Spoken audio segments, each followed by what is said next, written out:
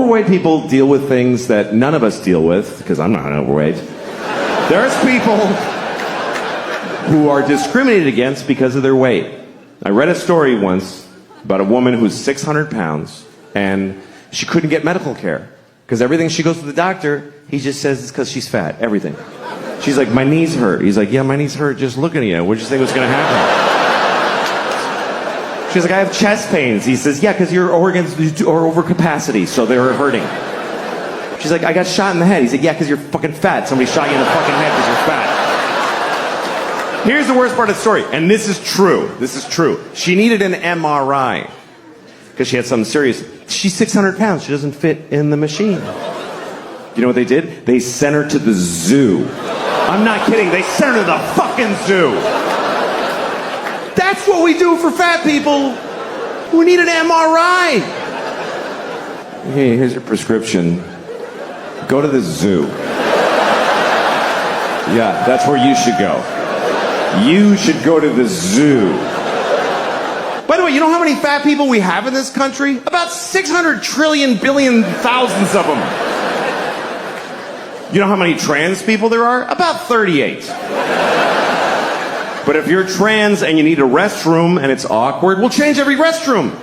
But if you're fat and you need an MRI, you go to the zoo, you fat bitch. Just go to the zoo.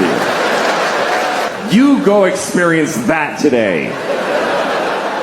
What happens when she gets to the zoo? What actually fucking happens when she arrives at the zoo? Are you here to see the monkeys? No, I'm here for an MRI.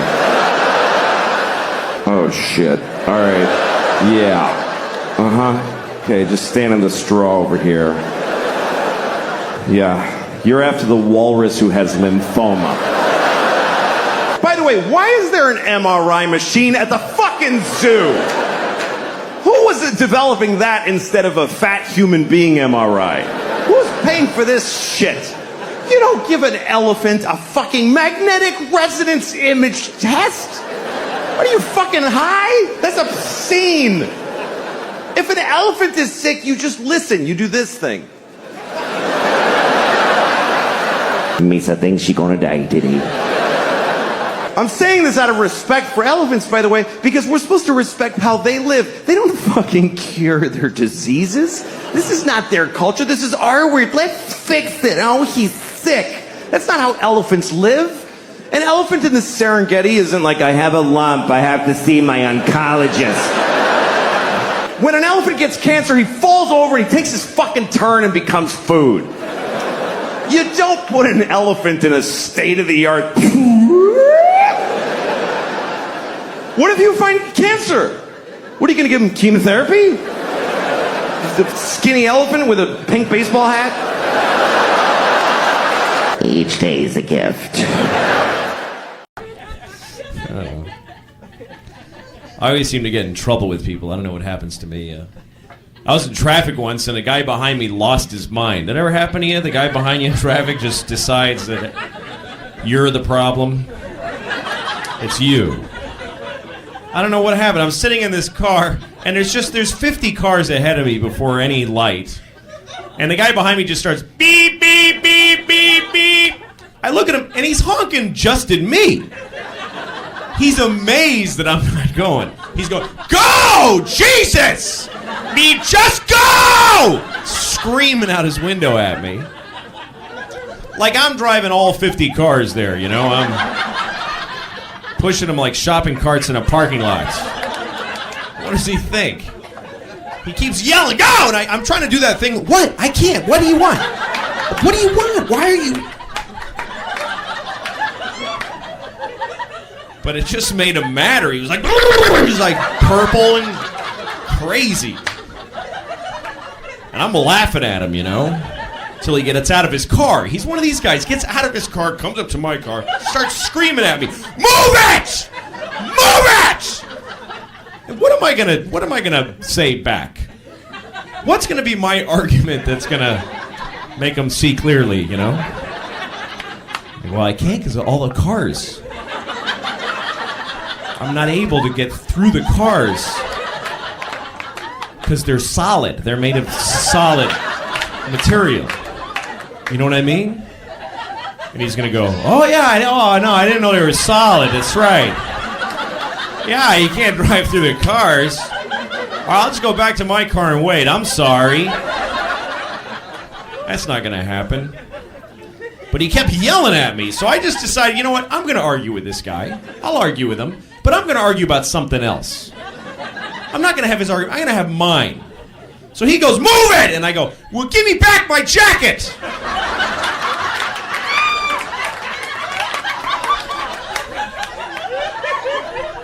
And he stopped. And I was like, yeah, you got my jacket! Give it back!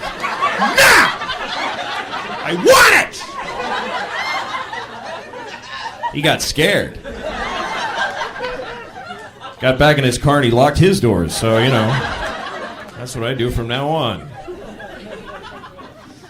I was talking to my, this guy Jerry that I know, and he's one of these guys, you know those people who, they sound like they're happy for you, but they sound like they're in pain also? You know people that talk like that? He's like, hey, what's going on? And I go, well, my sister is getting married.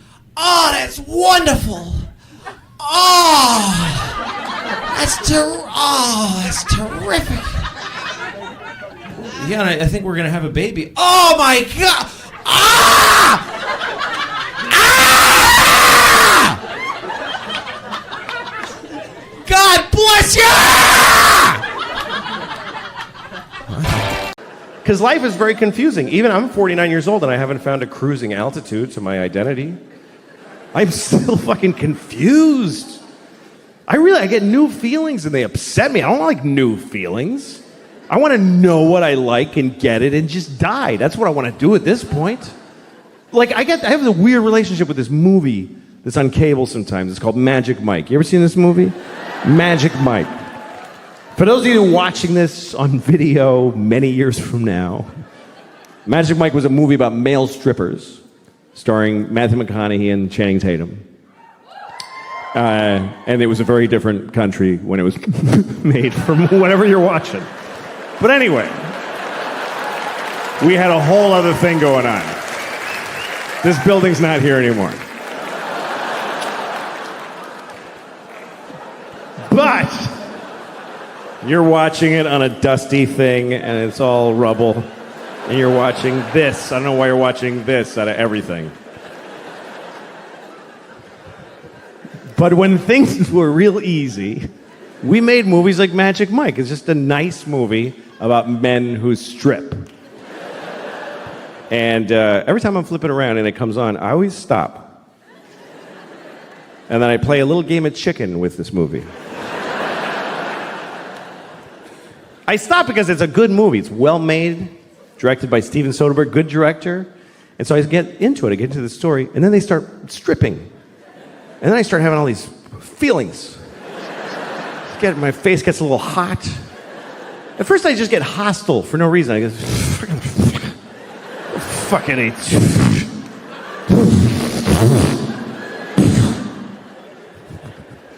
But then there's one part of the movie that I like. I have a favorite part of Magic Mike.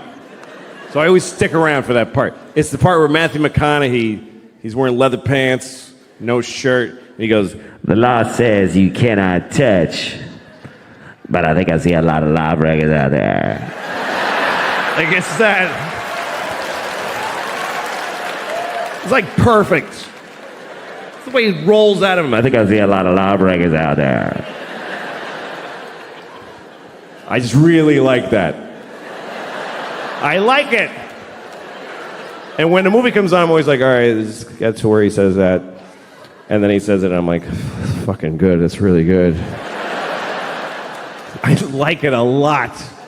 Here's how much I like it. I don't really do impressions, and I kind of nail that one because I think about it all the time.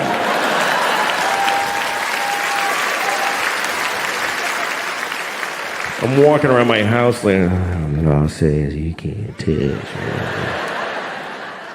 Law says you can't touch. And I go up to my dog, but I think I see a lot of lawbreakers right here.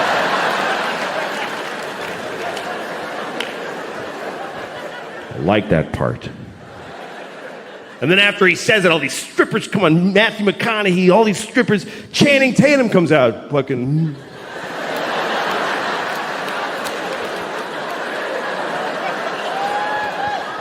And then I go like, fuck, and then I have to stop.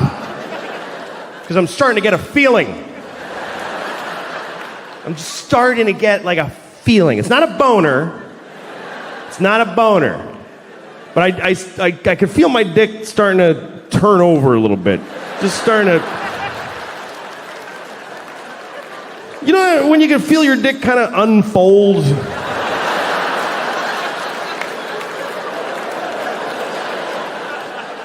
It's like a pool toy that's been blown up for a while.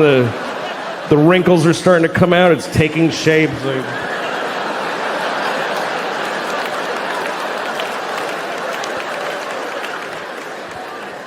Just that early.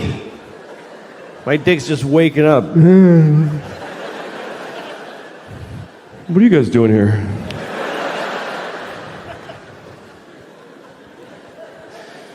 Anyway, I've never watched the whole movie. I've never seen Magic Mike in its entirety because I don't want to see it.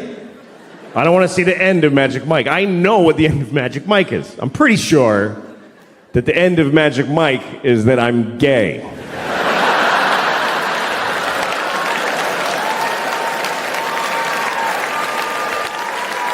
Pretty sure that's how it ends. I don't want to see the ending. I want to stay like this. You know why? Because I'm 49 years old. I don't want to enter the gay community now. This is not the version of me that's going to have an awesome time as the new gay guy. So fuck that. And that's my right, by the way, because that's about me. That is my life. I would never discriminate against another person for being gay. I wouldn't dream of it, but I have every right to oppress and discriminate against my own possible budding homosexuality. That's mine to just violently push down. Like it's a dude I'm trying to make blow me right now.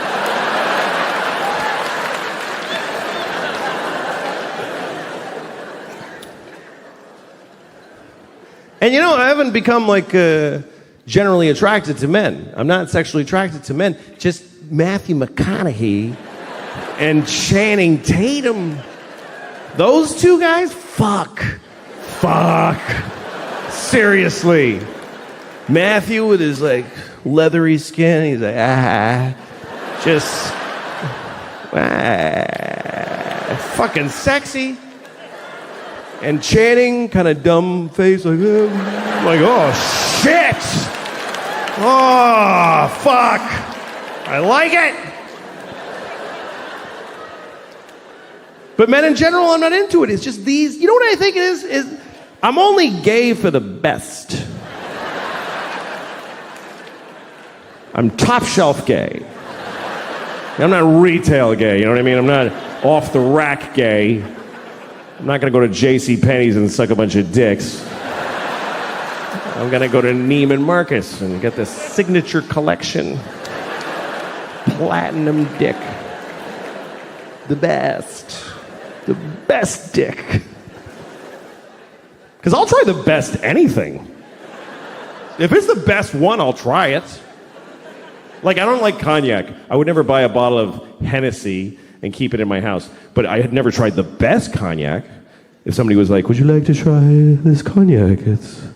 This cognac was 500 years old, 300 years ago. Like, yeah, fucking give me that. We're gonna go to, like, if somebody asked me to go to a Kenyan restaurant, I don't want to go to a Kenyan restaurant. I know all the foods that I like. But if somebody was like, this is the best Kenyan restaurant, it takes 6 months to get a reservation, I can get you in, they fly live turtles in, and you bite off its screaming face while it's alive. And every turtle you eat is the last of his species. Can't wait to eat that fucking turtle. I'm gonna end his people with my mouth. The best. I'll try it. If somebody was like, we have a guy here, he has the best dick. The best dick ever. His dick has been soaking in olive oil since he was 5 years old. We've been feeding him nothing but butter and penises his whole life. He is the best dick, and you can suck it right now.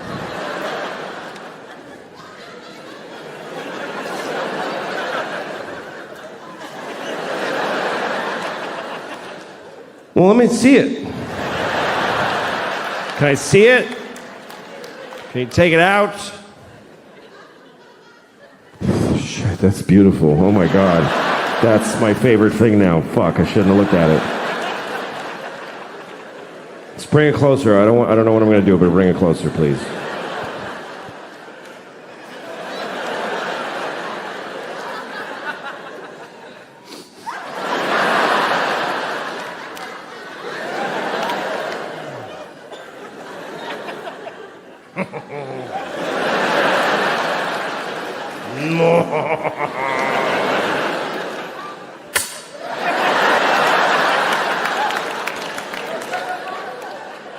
I think at that point you put it in your mouth, right?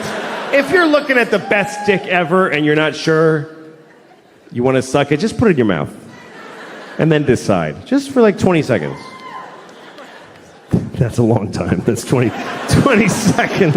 That's a long time to have a dick in your mouth that you're ambivalent about.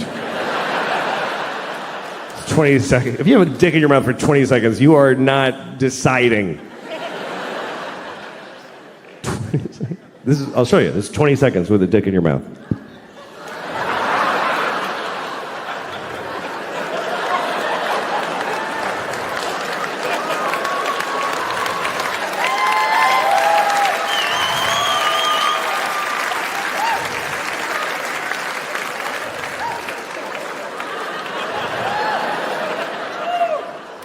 Nah. Yeah. I decided not to suck that dick. That's been in my mouth all day. You know, I drove with a suspended license, so I got arrested.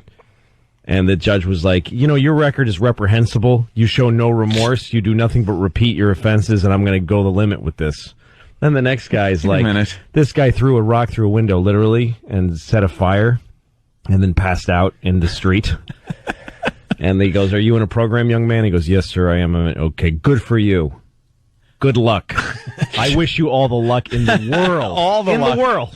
All of the luck in the world. In the world. I want everyone else to have bad luck so that you can have good luck, you stupid drunk from Mansfield, Massachusetts. Just. Joe had a little run-in years ago. Years ago, Joe wasn't able to get license, registration, insurance, anything. He was like in that realm of your life when you go through that. That's me right now. So at the time, especially, the Reggies were a lot different on the windshield. It was just the sticker. So he drew one. He looked at one, got some colored construction paper, and drew the lines with a ruler. It used to just be like a grid with some holes that they punched in it on the date, almost like your inspection sticker still looks here in New York. And he drew it up, taped it to the windshield, and unless you were right on top of it, it looked perfect. Wow. Couldn't even tell. So his car breaks down on the parkway, and he's underneath the car, and a cop comes up and starts talking. So Joe's like, let me get my stuff out of the car. So he goes to go into the car, and the cop's kind of still looking at his tire, I think, had bent or something like that. So Joe just scrapes the crap right off the windshield. So the cop couldn't see it. And he goes, where's your registration and everything? He goes, oh, no, I don't have one. And he wrote him up for everything. Joe goes to court and just says, I wasn't driving because my car was broken down on the side of the parkway. Right. And it didn't matter how it got there or anything, because you could say I was trailering it, I was towing it. Yep. It was anything. So he got away without anything. That's amazing. And there he was driving with this forged government documents. And I got arrested once at the Holland Tunnel because this is how bad I was. My license was revoked. not suspended, but revoked. That's bad. And I had, crazy amounts of warrants, open warrants. And the car I was driving had the plates from a different car. Oh, that's never good. The cops don't like that. No, and the plates were bad anyway. So, I mean, in other words, the car that they came from had expired. The plates were expired and from another car. Wait, for anyone that doubted Louis was Mexican. And I was coming through the Holland Tunnel and I had no money. That's where it all started. That I came up to, I was one of those things where I pulled up to the toll booth and said, hi, I have no money. What do you do? How do we do this? And the guy said, just give me your license and I'll fill out a thing. And I go, it's not on me. And he goes, give me your registration. I go, I don't have that either. He says, give me your name and your social security number. You just said how smart this guy is, Jimmy. Yeah, exactly. This isn't a smart thing. No. You're right. And then he made me pull over and I went to jail. First, he put me in a jail cell that's under the Holland Tunnel toll booths. There's a jail cell. There is? Yeah, he took me down some stairs. Hey, you got to see something most people don't get to see. Right. Yeah. Unless you're a scofflaw, not Yes. criminal. Exactly. And I slept the night. I actually spent the night. I just slept in a little jail cell down there. And then they transferred me to Weehawken County Jail. And that was the worst thing that ever happened to me in my Is that one under a photo mat? Where's that jail? Weehawken is a really bad jail. Is it really? Yeah. Why? I would not have thought that at all. It's terrible. People are throwing food out the windows all the time because of the food. I mean, I almost puked just taking a bite out of a sandwich there. Was it violent there, frightening? Yeah, it was really scary. It was really bad. In Weehawken, who would have guessed? Yeah, it's really bad. They It's don't not. bother you? It's mostly New York drug addicts that get taken, because the New York jails overflow, and they start letting the Port Authority arrest people so that they can take them to New Jersey, because Port Authority is New York, New Jersey. So, Oof. How long were you in for?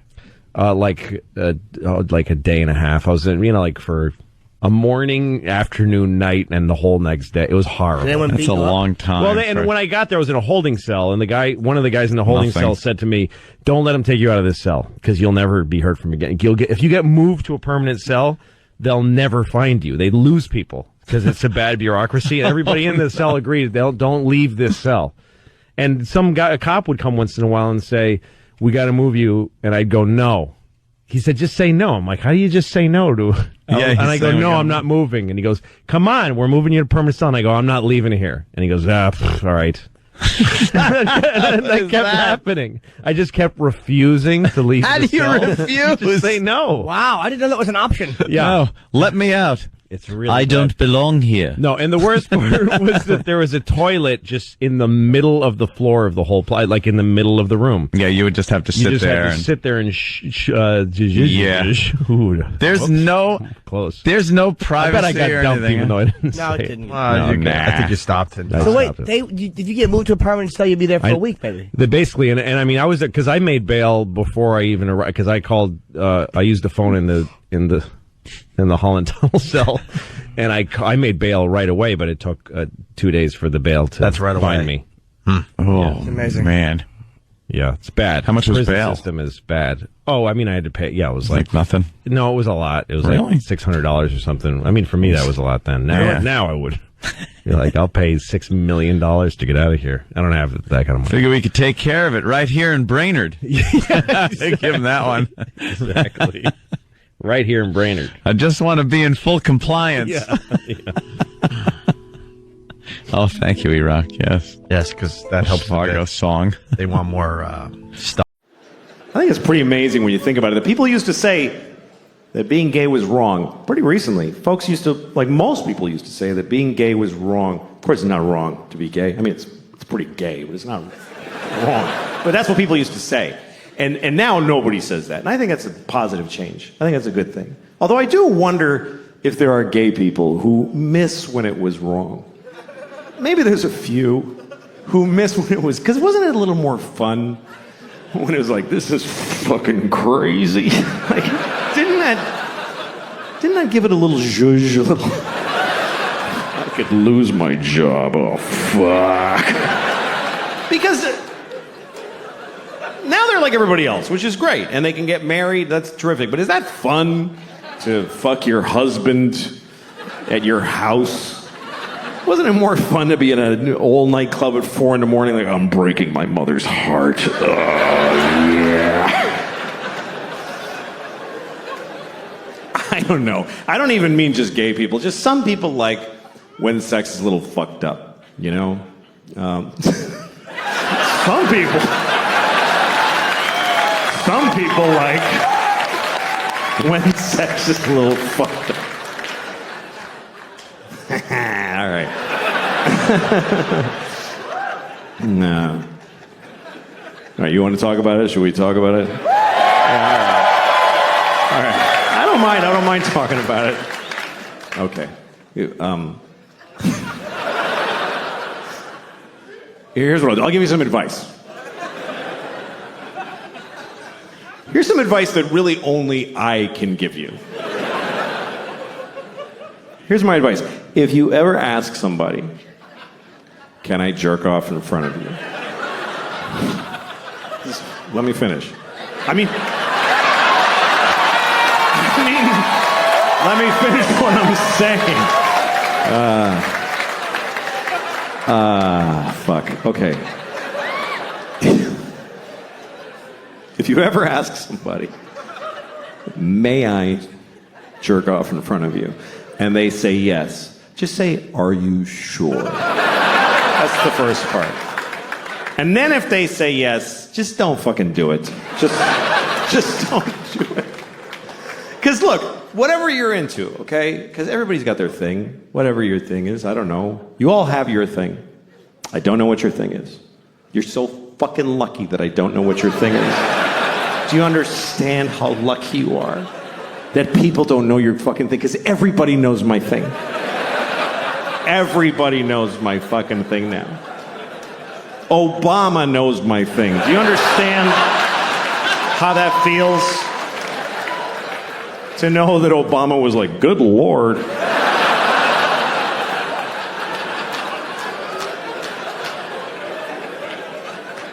Everybody in the world knows my thing. I got on an airplane in Italy. This little kid was like, Mama, that's the guy who checked off in front of the people.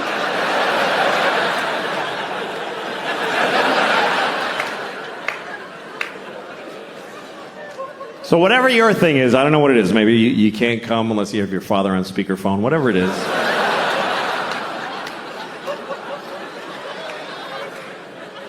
If you want to do it with somebody else, you need to ask first. But if they say yes, you still don't get to just go, woo, and charge ahead. You got to check in often. I guess that's what I would say. Check in. Because it's not always clear how people feel. Like, men are taught to make sure the woman is okay. But the thing is, women know how to seem okay when they're not okay. So you can't just look at her face and be like, yeah, her eyes are dry, we're fine, let's just keep going. You got to check in. Because communication during sex can be very confusing. Like, sometimes you're with a woman, you're having sex, she's making noises, she's going like, ooh, ah, and you're like, oh, she loves it. Not necessarily. Sometimes they're making those noises just to get through it. Because it's easier to go, ooh, than to say, I hate how you fuck me. Honestly, it's awful. So she goes, ooh, baby. It's kind of like a Negro spiritual. It's sort of similar.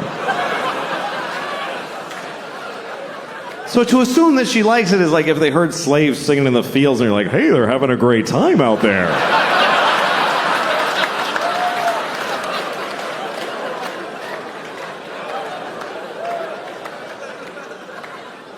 As far as my thing, I don't know what the fuck. People are like, why do you want to do it anyway? Okay, I don't know. I like jerking off. I don't like being alone. That's all I can tell you. I get lonely. Where is everyone? It's just sad. I like company. I like to share. I'm good at it, too. If you're good at juggling, you wouldn't do it alone in the dark. You would gather folks and amaze them.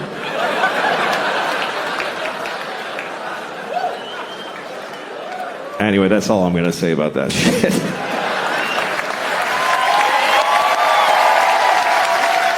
I got a call today.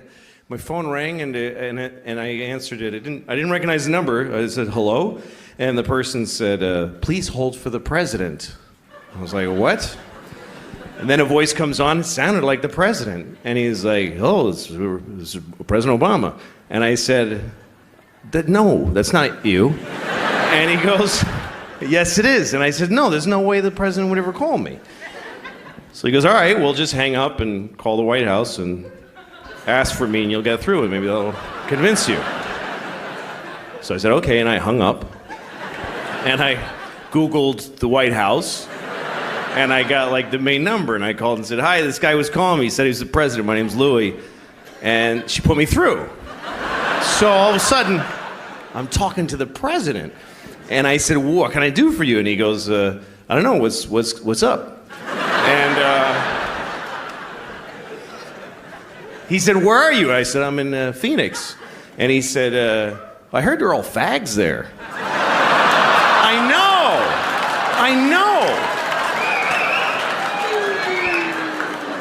And I was like, first of all, Phoenix is not known for that. Second of all, who says fags? Like, who says just fags? And then beyond that, how dare you, Mr. President? And he says, so go tell everybody who's gonna believe you, you fat douche. And he hung up. I was really surprised.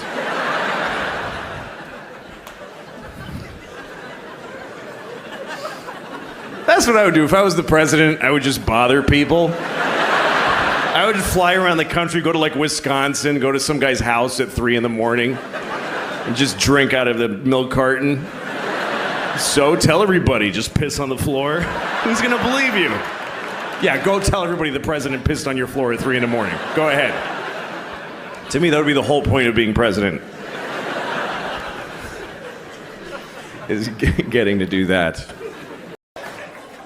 And also, you gotta die to go to hell, and I don't want to die. I like my life. I'm very happy. I'm married, and I love my wife. I love her very much. My wife hates me. She fucking hates me. She hates me so much. Like, that's what she does. Like, if you asked her, what'd you do today? I fucking hate that guy. That's what I did today. I hate Louis. She's so mad at me all the time. Here's the latest thing. The other day, she got really mad. She said to me, you know what you did? You filled the dishwasher with dishes, you put the soap in, and you didn't turn it on. And I'm like, oh, shit. What are we gonna do now? But here's the part where she blows my mind. This is amazing when she gets to this level. She says, well, why didn't you turn it on? Like, I have a reason for not turning it on. And I'm like, can't I just be stupid? Can't it just be that I'm a fucking idiot? That I filled the dishwasher and then I went, boo, and I walked away? I can live with that. I'm cool with that. But she says, no, why'd you do it? Which means I decided not to do it. Do you know how much more of an asshole that makes me? That means I filled the dishwasher and then I went, you know what? Fuck her, I ain't turning it on. She can suck my dick if she thinks I'm pressing that on button. I'll fill it, but I don't fucking press on, not in my own house. Why would I do that? That would be crazy. The thing that she's usually mad about is simple. She says that I don't listen to her when she's talking. And I don't. But it's not because I don't love her, blah, blah, blah. It's because I try to listen. I really do. When she talks, I just stare at her face. I'm like, come on, bring the story. But somehow I'm like, what the I can't do it. I try. Because every story gets divided into 50 stories that all branch out into these crazy, and I'm like, holy shit. I've got ADD. I can't do it. I'm like, fucking please. But I try every time I try because I love this retarded woman. So I try really hard to listen to her stories. Other people don't even try. We go to parties, she starts talking, people just walk away like, fuck this, that lady's crazy. Who would waste time listening to that crap? Me. She can't help it. I really feel bad for her because the thing is that every word of the story gets her so excited that she wants to fucking run with it and She can't fucking just break through and get to the end, or even the beginning. This is my wife telling a story. She's like, guess what happened to my mom today? You remember I told you my mom how when she was in college, not when she went to Michigan, when she transferred. Remember because that guy got weird and she had to leave because he was, not the Iranian guy, that was a different story. That guy, I think he was Persian. I heard that Persia actually split. What the fuck are you talking about? Jesus Christ! Pick a thing! Have some consideration for the fucking listener. I don't do that. Here's me telling a story. I bought a tomato and I ate it and it was good. That's a story anyone can follow. It's about a tomato the whole time.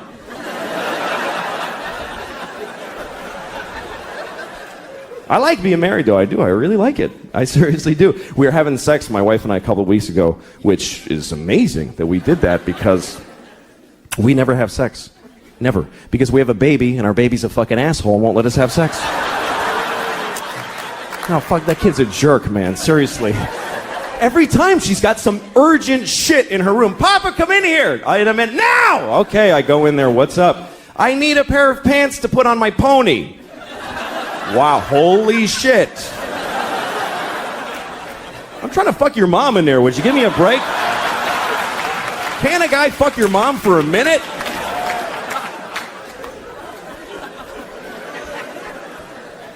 There is no sex, man. I had no idea that marriage just means no sex. No, none, fucking none.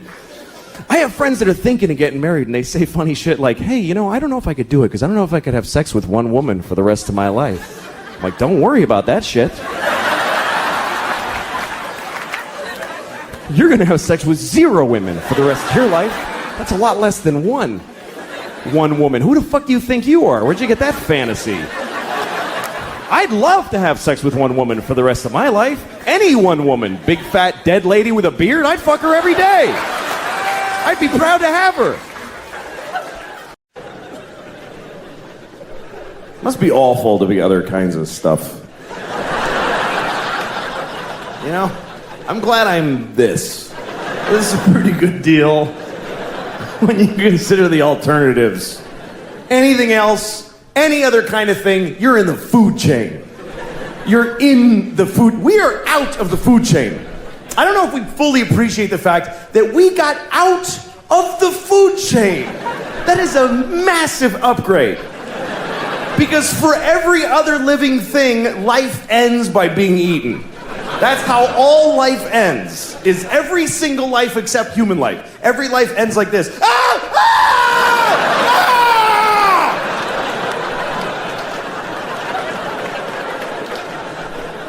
We're the only ones that get to just die old in a bed. Just, I love you. Bye.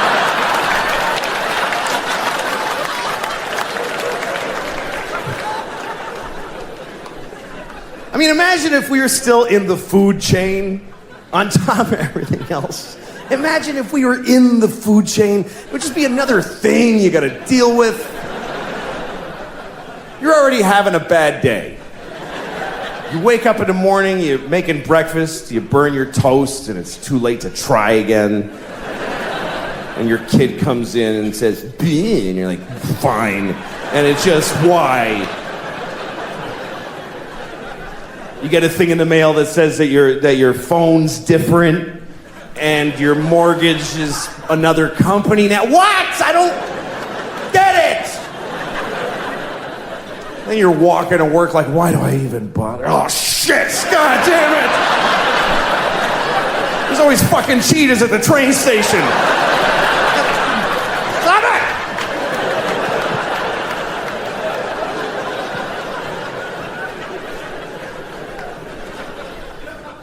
Do you think that sharks would be embarrassed if they knew that we could all see their fins sticking out of the top of the water? I think they'd be bummed, because I don't think sharks are aware of that at all. I think sharks think they're slick. They swim around like, hey, nobody has any idea who's down here. And we're all up here like, there's totally a shark right there.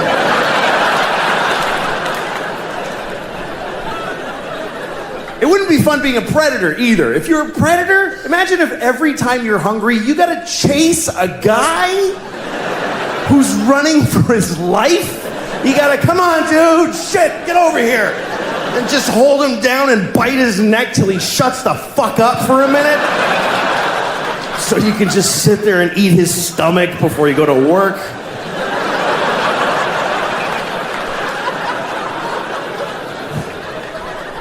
That would really suck. That's why animals just, they go, let's do this together, man. You chase the parents away, I'm gonna eat the kid, and you circle back. That's why they do it like that. Fuck it, I'm eating babies. This is bullshit.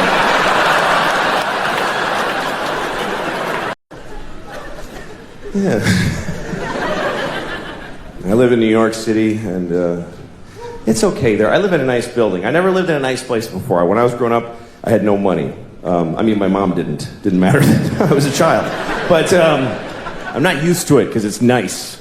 There's like a pretty courtyard with flowers and a fountain with little marble boys pissing. I don't know.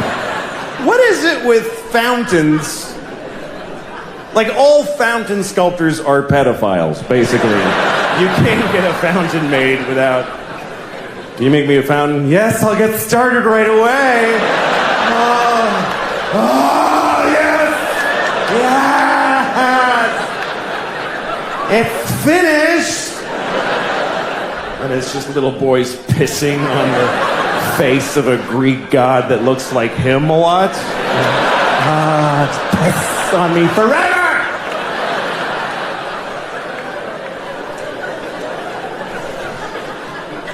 Anyway, there's one of those in the courtyard of my building. And my first week in the building about a year ago, I went down to the courtyard for the first time. And I didn't look too good, you know? It was a Sunday morning. That's my least presentable hour. There's a lot of, just stains, just like, food and me and whatever. And so I'm sitting there. So, shut up. Oh. Anyway, so there I was. I'm sitting on the stone bench of this courtyard and feeling a little out of place. There's these fancy doormen and stuff. And then there's this guy looking at me. I notice he's looking at me from across the courtyard. And he's all spiffy looking. He's got brown shoes and he's looking at me like, I could tell he was thinking I don't live in the building. He thinks I just wandered in off the street and sat in the courtyard. I could tell he's thinking of coming over and dealing with me on his own. And I'm sitting there thinking like, oh, please do that. Yes, please, come on. And I'm trying to look even more gross. And I'm like pulling up my shirt. And then I see him go, oh, no, that's not going to do at all. And he comes over to me. And I'm like, I'm so excited to have this thing. The confrontation where I'm not wrong at all. And he thinks I am. So he comes over, says, excuse me, do you live in this building? And I said, no. Because why not start there? I said, no. He goes, well, then what are you doing here? And I said, I just need to rest. I'm having a hard time.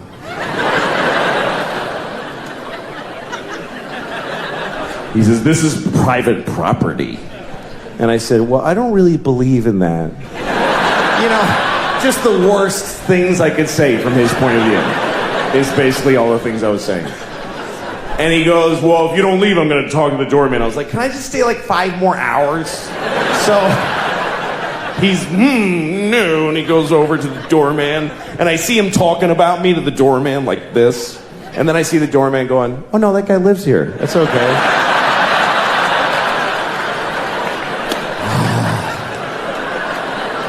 And the look on his face, it was just so, it was this beautiful cocktail of anger and confusion.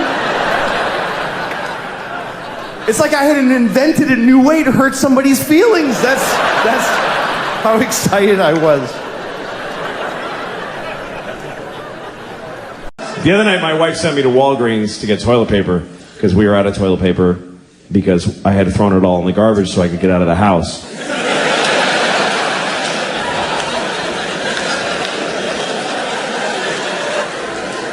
So I'm driving to Walgreens, it was nighttime, and I'm driving, and then I see a deer, and fucking hate deer.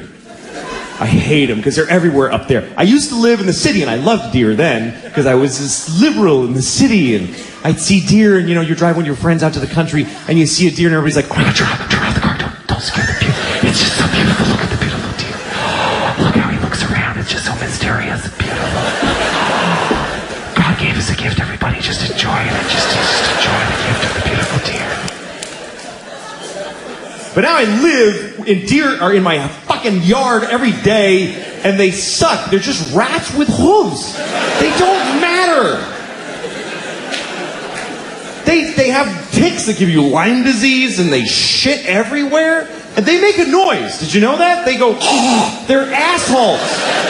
They're shit animals.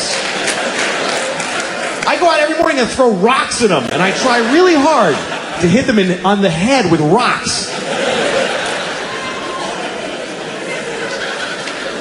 And they don't care. They're like, they don't care.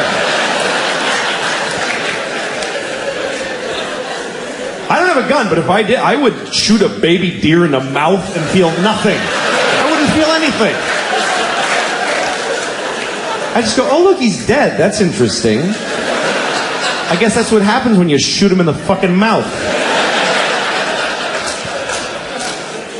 I go out of my way to kill a deer. I would happily blow 20 guys in an alley with bleedy dicks so I could get AIDS and then fuck a deer and kill it with my AIDS. I would do that in a second. I mean it. I mean it.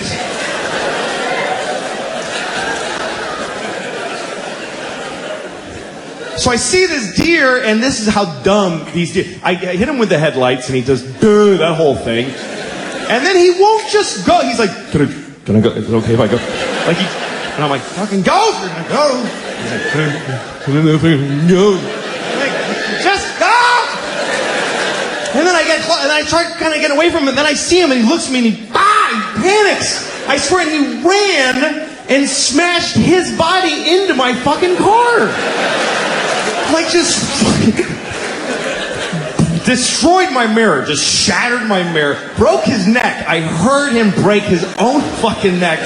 And then he just dragged his stupid deer head into the woods, and he died. And I'm glad he's dead. I was glad right away. I got out of my car, I did, and I yelled into the woods, I'm glad you're dead, you fucking idiot!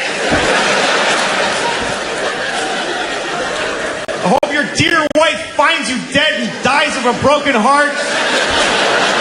Hope your dear baby starved to death. You broke my mirror, you faggot, cunt, nigger deer.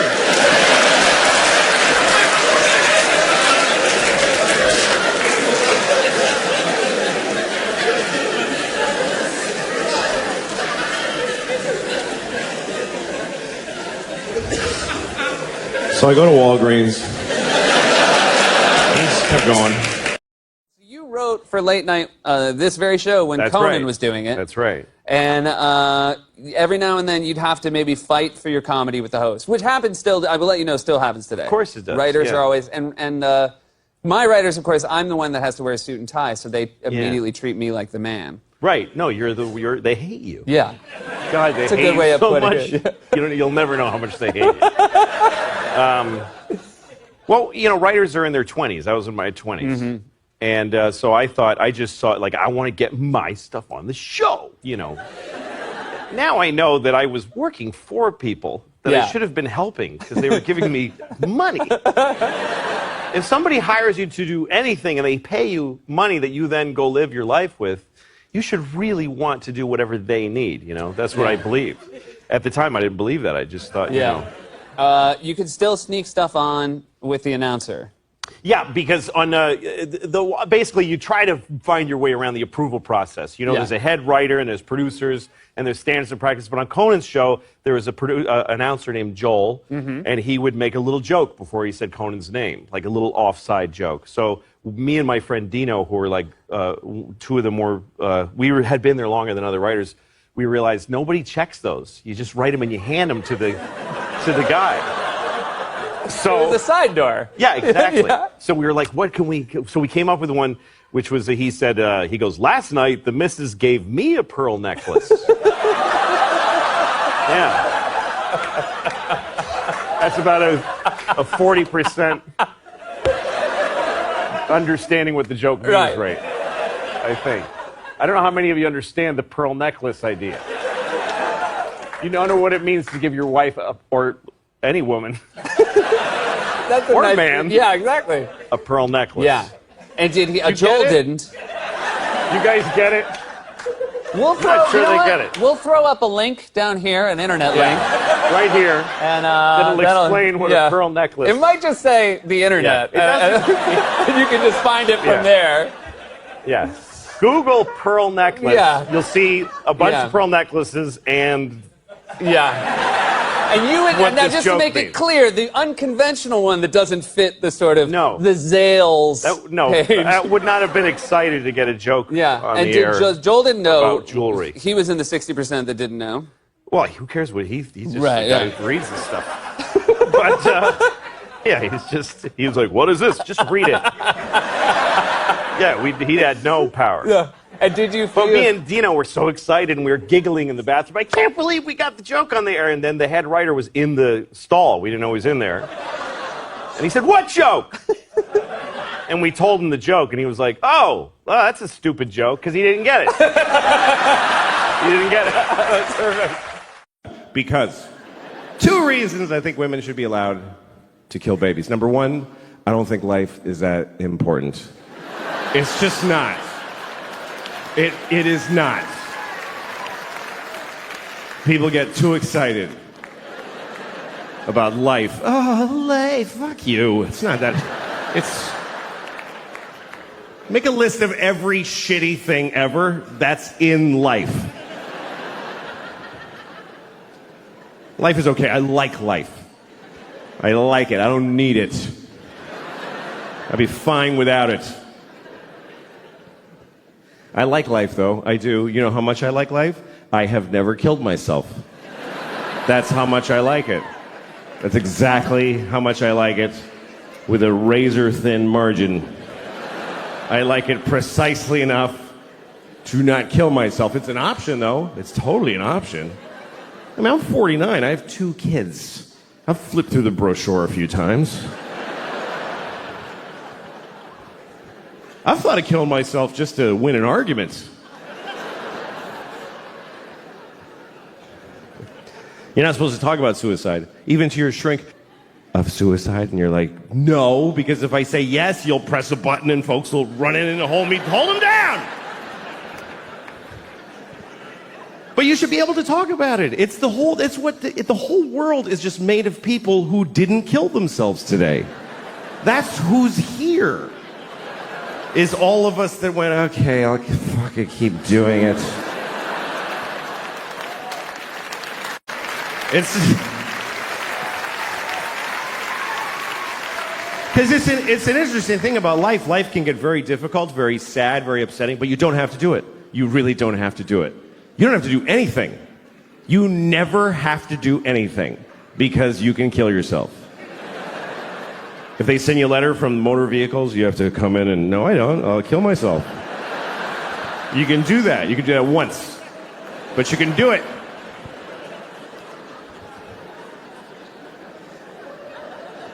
And it's interesting because even when life gets bad, people generally choose it over nothing. Even the worst versions of life, even a shitty, shitty life is worth living, apparently. Because folks are living the fuck out of them. You ever seen somebody, you're like, he should kill himself. Why? You ever been driving and you look at the next car and you're like, oh shit, I wish I hadn't looked in that car. That was difficult to glance at. let alone being it. Just a guy in a tan car. Nobody chooses tan. Nobody picks tan for their car. They give you tan. Is that mine? Yeah, it's yours, fucking loser. Made it tan. They shouldn't even make tan cars. It's mean to make them.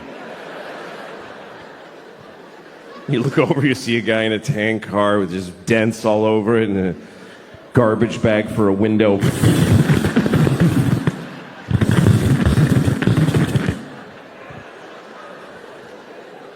What is holding up his suicide? What is delaying it? What is keeping him from stopping being that? And what would it take? What would it take? What would it take? Both windows are garbage bags?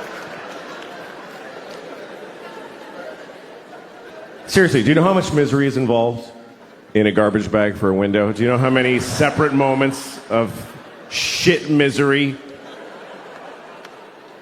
They canceled my insurance, broke my window, duct tape. Here's the truth. Running away will not solve your problems. That's totally true. But killing yourself solves all your problems. It actually does. It even solves world problems. For you. What about ISIS? Kill yourself. Then they'll never get you. Seriously, if everybody who's afraid of ISIS kills themselves right now, then ISIS loses. Because they live in a world of people that don't give a shit. We're gonna cut his head off. Okay. It's not fun now.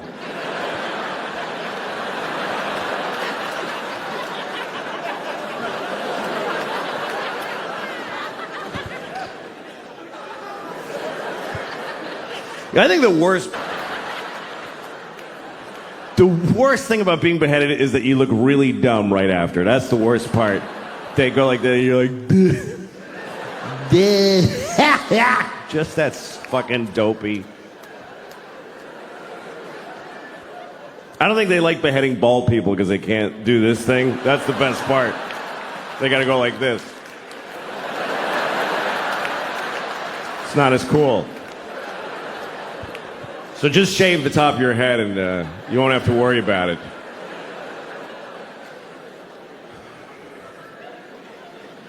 So that's the first reason. That's the first reason I think women should be allowed to kill babies. Because life is not so important. Second reason is because that's their job.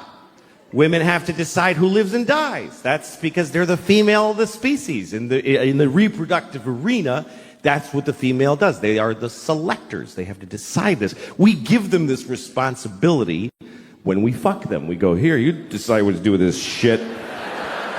See you later.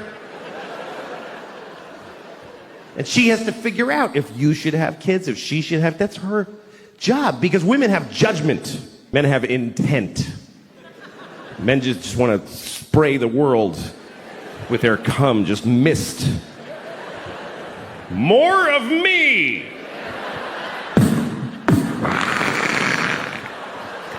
More of me!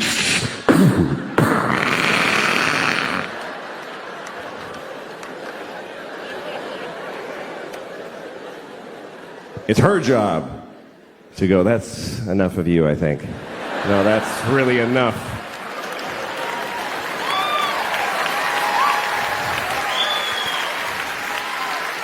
I don't think that face needs to repeat.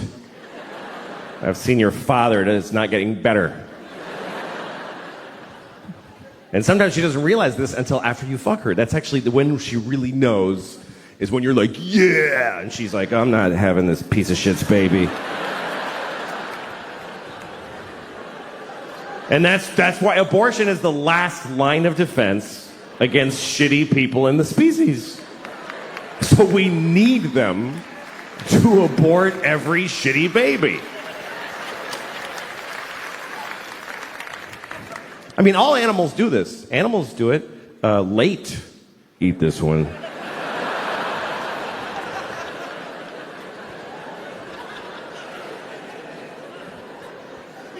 But when is it okay? When should they be allowed? When it's in their pussy that whole time. It's in her pussy. If there's a dude in your pussy, you get to kill him. I think that's pretty fundamental. You're allowed to kill people if they're in your house.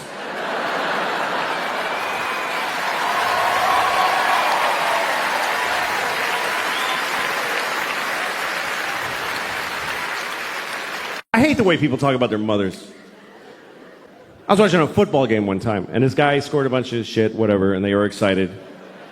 So they asked him about it afterwards. And the football player said, "My mom died last year, but I know she was watching my game from heaven tonight." And I wanted to be there to say, leave your mother alone. How dare you? She's dead. I mean, when are you done with your fucking kids? When are you finished with your fucking kids? Even after you're dead, you still have to go to their fucking games and shit?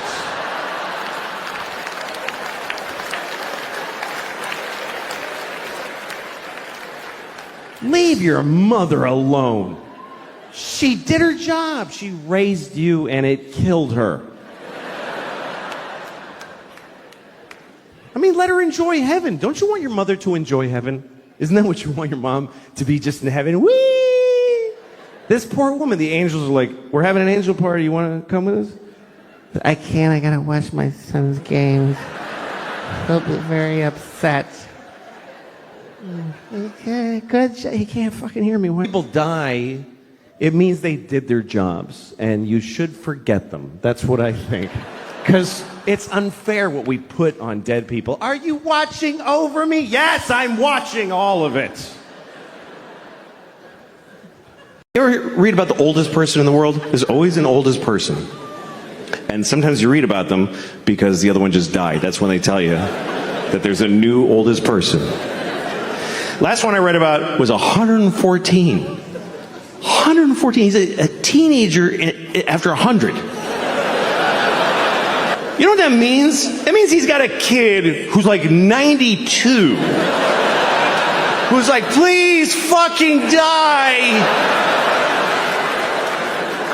I'm just hanging around so I can have 1 week without you in it." I mean, here's the bad news. You're going to die. Here's the good news. When you get closer, you're going to want to fucking die. It doesn't keep being good. You don't get to keep your life the way it is. Like, I'm 55. Both hands hurt. Both hands. Both my hips hurt. I'm lucky I have only one asshole. The whole fucking body hurts. When you're like in your 30s, you don't even think about it. You're like, because here's like, there's the beginning of your life, and there's the end. So like, you start like in your like here by your 30s, you just shuffle. You don't even aware of this movement. You're just shuffling along. Hey, this life is good. It's pretty cool. And then somewhere you're kind of aware that way down there, people are falling off the edge. Oh, I don't know. It's weird. And then you're not thinking. Then all of a sudden you're close, and you're oh fuck, I knew that guy. Oh my god. Holy shit. But there's signs that your time is coming to an end, you know? Like they don't make my shampoo anymore. They don't make it. It's like, why'd you stop? Like, you're the only one. Nobody fucking cares about you. And so I thought, I'm going to make my own. I'm going to make my own shampoo. I'm going to look it up online. I'm going to look at the ingredients. I'm going to make my own. And I found myself at a dinner telling a table full of people. So I decided to make my own shampoo. That's one of those moments where you tell yourself, just don't tell folks anything. You don't need to say it out loud. Just do what you're doing and die as soon as possible. I've seen a few tits. I've seen, I don't know, 48 maybe, I don't know. I've had my history in my life, you know. I've been divorced for 5 years, and it's been the best part of my life, being divorced. Easily my favorite part of my life. I love being divorced. Every year has been better than the last. And it's the only time I can say that about. And by the way, I'm not saying don't get married. If you meet somebody, fall in love and get married. And then get divorced. Because that's the best part. It's the best part. Marriage is just like a larva stage for true happiness. Which is divorce. Because you just let go. And everything's fine now. Divorce is forever. It really actually is. Marriage is for how long you can hack it. But divorce just gets stronger like a piece of oak. Nobody ever says, oh, my divorce is falling apart, it's over, I can't take it. And again, if you're in a good marriage, stay in it. If you're in the best marriage ever, stay in it. I'm just saying, if you got out, it would be better. That's just a fact. I'm sorry, but it's true. Everything's better. My ex-wife and I, this is the best part of our knowing each other. We're good co-parents because we live apart and we're friends. Our kids go to her half the week, they come to me half the week. And I'm a good father. I'm an attentive, focused, and responsible father. Do you know why? Because I get to say goodbye to these kids every week. Are you shitting me? It's like every parent's fantasy. Who can't be a good father for half of every week? No matter how bad it gets, every Wednesday I get to go, goodbye, girls. Daddy's gonna go upstairs and pour whiskey all over his naked body right now.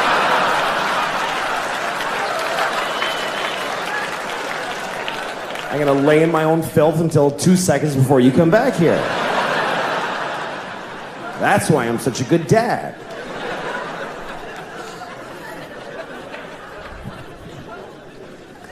My daughter was having a dance thing at her school. They had this big dance.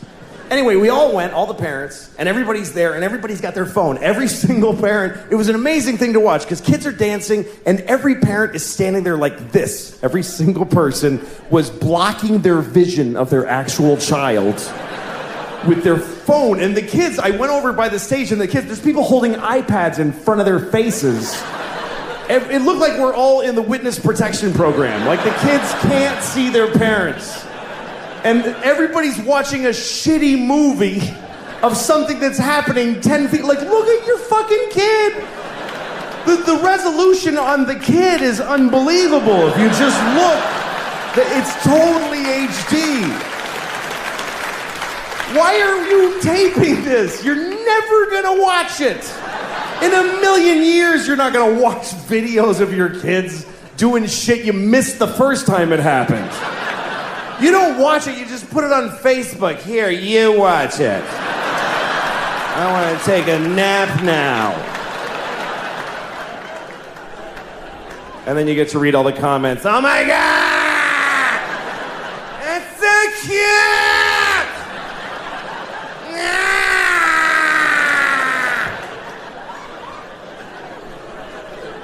And guess what? They're not watching it either. They're not watching the video. These kids are dancing for no one.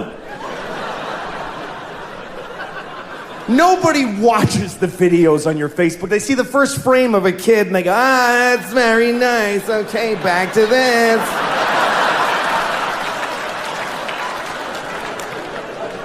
Nobody's watching your kids' videos on Facebook, I promise you. I'll prove it to you.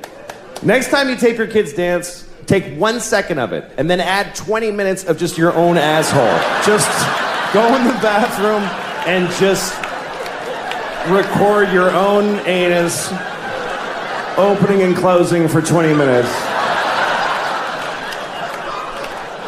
Tack it on to your kid dancing for a second, put that on Facebook. Everybody will write the same thing. That's adorable. I think I see a future star.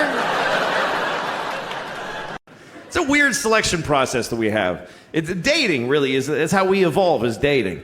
It's how we choose each other. And dating is a real drag for a lot of people, but I always think it's a nice thing. You know, when I see a date, I'm always happy when I see a couple on a date, because it means people are still trying, you know? You see a couple on a date, it means there's still courage out there.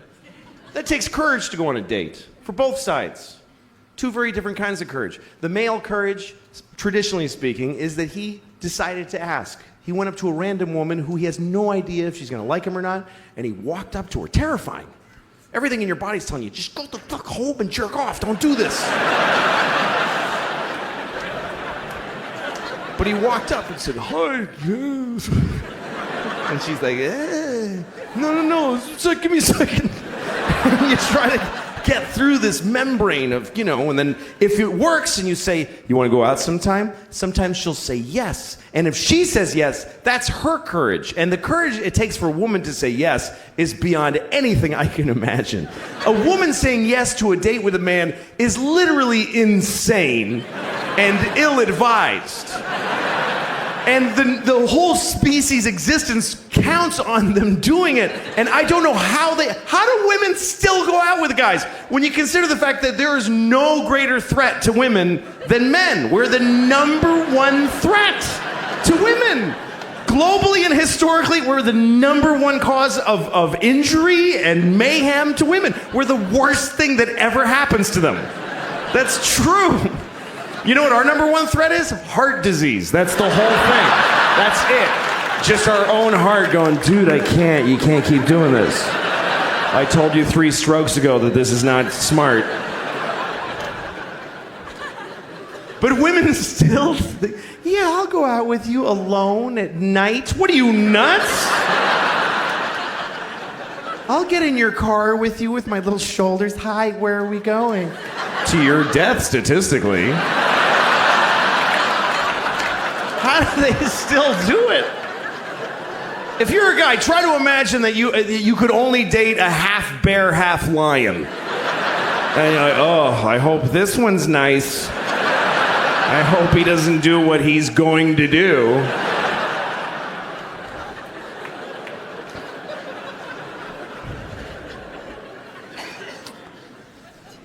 I love when I see a date. You see a date, you can tell it's the first date because the way they're walking together, and she's looking up at his face trying to figure him out, and he's just a mess. A guy in a first date he has no actual personality.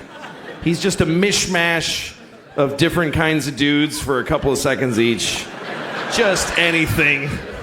No cohesive, just like a ransom note cut out of a lot of magazines. Just, yes, I think so too.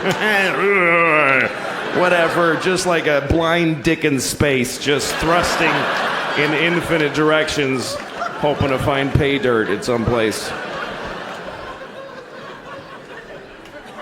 And then sometimes you see a date that's later down the line and something has happened. There's something that happens in a date that I never get to witness because women do this. They get to do it inside. They get to just decide quietly, I'm going to let him fuck me. They just get to decide.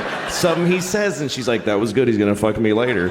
And he has no idea. He's still like trying all this shit. He still has no idea he's already in there.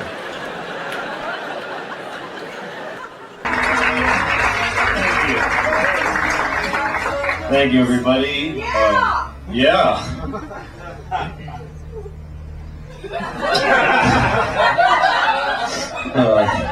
Thank you for applauding.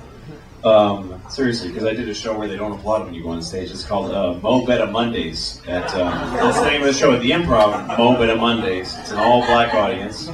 And I had done a show called Chocolate Sundays at the Laugh Factory, which is an all-black audience. And they invited me because they thought I was black because of my name, because I directed Pootie Tang, so people sometimes think I'm black. And so they invited me to the show. So I get there, and they go, oh, hi. And I look in the room and I go, oh, hi. And then we kind of stand there trying to decide, and I go, fuck it, hi. And they go, yeah, hi. All right. So I went on, and this is Chocolate Sundays at the Laugh Factory, and it was fucking great. I had a great time because nobody else is trying. They're all up there just acting cool, and I went up there and I tried, and everybody appreciated it.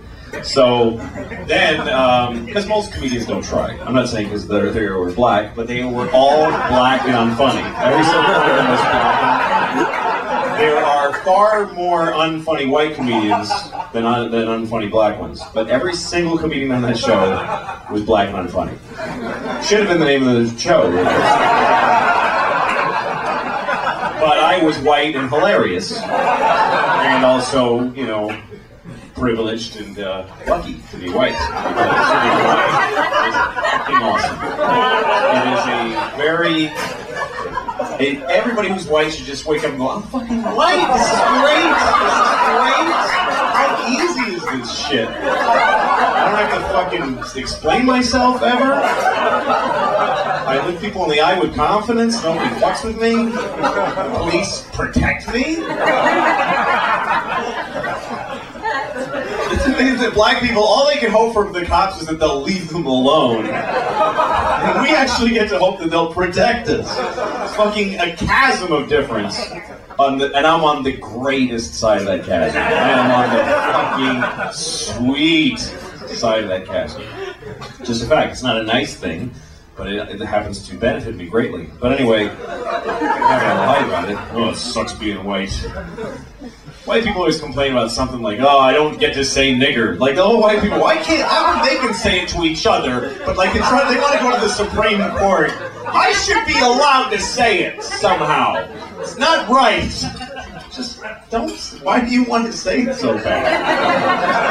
Say it. Fuck. Anyway. So, chocolate sundae, I didn't certainly do any of that material there. The chocolate sundae is great. I just talked about when I was a kid and cars. And then I went to do Mobetta Mondays, and I thought, I got invited to do Mobetta Mondays, and that's where I became racist. I became prejudiced, because I said, hey, they'll love me there. Because I just thought, there's black people in that building, so the black people in that building will be the exact carbon copies. There's no way they won't laugh, because they laughed the first time. So I went, people were saying, Mobetta Mondays is not nice. And I'm like, fuck you, to just white, and I'm better. So, yeah, I'm white too, but I've been there and I got laughs. And white people that make black people laugh are very proud of themselves. So I went to Mobetta Mondays, and it's not at all even close to the same people. They're fucking suburban people in Chocolate Sundays. Mobetta Mondays, they have the machine, and they're selling cologne in the bathroom, and people are fucking hard, and they do not clap when they bring people on stage. People go on, they go, all right, how about a hand for Joe, whatever, and then he just walks up to silence. I mean, I've never even seen that on any show in my life. There isn't just the benefit of the doubt applause. They just, let's bring him up, and he just walks up, and the people go, yeah, okay, go. And I went on, and I didn't pay attention to the people before me because they were smart. They didn't go right into jokes. They started talking and shit. They just go, hey, yeah, all right, how you doing? Yeah, I'm just hanging, okay. For like 3 minutes of that shit. And then eventually they go, okay, they slide into a joke and get a tiny laugh. And by the end of the time they left, they go, all right. And then they applaud when the guy left. I go on and I just go, and I do a joke right away, and it gets nothing. And not only does it get silence, when I move on to the next joke, that's when I hear a noise. Because when I start going anyway, so they all go, oh shit, that was it? That was the whole fucking, oh shit! Oh damn! Like they didn't know the joke was over even until I started joke number 2. Joke number 1. So joke number, what? Really? That's what, oh! Then I do joke number 2 and now it's not silence, like, no man. No, like literally that sound coming out of many tables. No. And then I try the thing that never fails when you're bombing. I go, oh, fuck you people, I'm staying up here. That always works when you're bombing. You go, you know what, fuck you, I'm doing my time. And somebody always goes, all right, yeah, I get respect to the balls. But they all went, no, get off. One guy said that, just real serious, no, get off. Get off now. And I was like, yeah, okay. I did like a minute total. And, fuck, that hurt so bad, man. And I was in the car afterwards just like, oh, Jesus Christ. I didn't mean to tell that whole story. It's just that when you applauded when I came up here, I felt, oh, that's nice, that helps. That's it. Sorry. It's too long. Anyway, but it's nice to see you all here, and it's kind of funny to see you all because I fucked all of your mothers. Just so it's a coincidence, kind of. All of your mothers. That's what I was going to open with.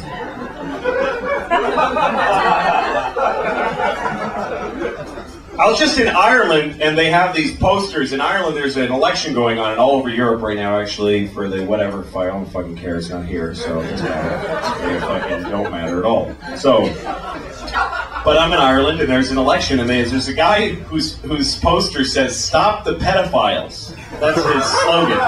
Stop the pedophiles. And here's the thing. Even if you're against the pedophiles, I wouldn't want my face with pedophiles all over the nation that I live in, you know? And I told that to an Irishman, and he said, actually, we say pedophiles. Look, hey, I've been fucking kids for 10 years. Don't tell me how to say pedophile. I think I would know.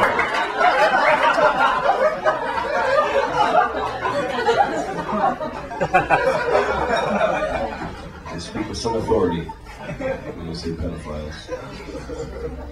What else that's horrible? I've just been having horrible thoughts. I was going by a wedding, and there's this beautiful, I was going by a church, this wedding was coming out, and it was just so beautiful, and I kind of couldn't resist. I ran up to the groom, and I said, "You fucking liar! I sucked your cock!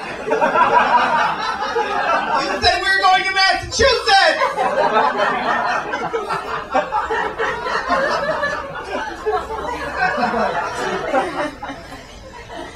Stereotypical gay guy. Here's the thing, right?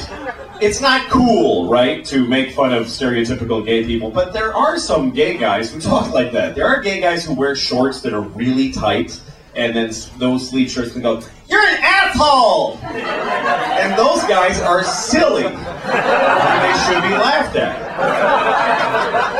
Not all to say, hey, all gay people act like this is wrong, but to point out that a gay guy that acts like that is funny, it's just fucking true. They're hilarious. Hello! There are gay guys who act like that, and they're fucking ridiculous. Of course they are.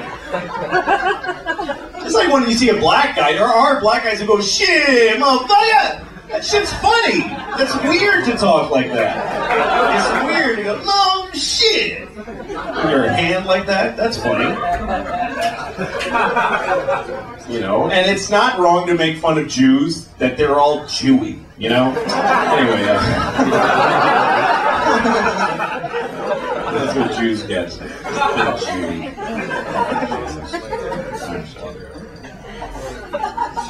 I'm just thinking here in the stereotype that Jews love money. It's just not true. I have this friend who's Jewish, and I tried to give him $1, and he was like, "Arr! Arr!" He hates money.